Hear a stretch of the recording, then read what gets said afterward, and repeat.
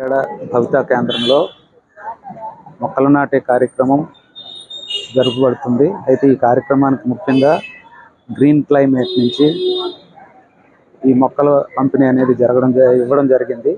అయితే ఈ భవితా కేంద్రాలు జిల్లాలో ఉండే 11 భవితా కేంద్రాలు కూడా మొక్కలతో కలకలలాడే విధంగా తయారు చేయడానికి సమగ్ర శిక్ష వారు పూనుకున్నారు. దానికి ఆర్గనైజేషన్స్ అన్ని సపోర్ట్ చేసి బాగా ఈ కేంద్రాలు, ఇందులో దివ్యాంగులు చదువుకునే కేంద్రాలు ప్రత్యేకంగా కాబట్టి ఈ కేంద్రాలన్నింటినీ కూడా బాగా నడిపే విధంగా పిల్లలు ఆహ్లాదకరమైన వాతావరణంలో పనిచేయడానికి, చదువుకోవడానికి ఇలాంటి కేంద్రాలు బాగా సపోర్ట్ చేసి ముందుకు తీసుకెళ్తున్న గ్రీన్ క్లైమేట్ వారికి ఎన్జీసీ విశాఖపట్నం డిస్ట్రిక్ట్ తరఫున ప్రత్యేకమైన కృతజ్ఞతలు తెలుపుకుంటున్నాం. భవిష్యత్తులో కూడా ఈ కేంద్రాలకి ఎక్కువ సపోర్ట్ అందించి ఈ కేంద్రాల్లో ఆహ్లాదకరమైన వాతావరణం కల్పించే విధంగా కృషి చేస్తారని వారిని కోరుకుంటున్నాం.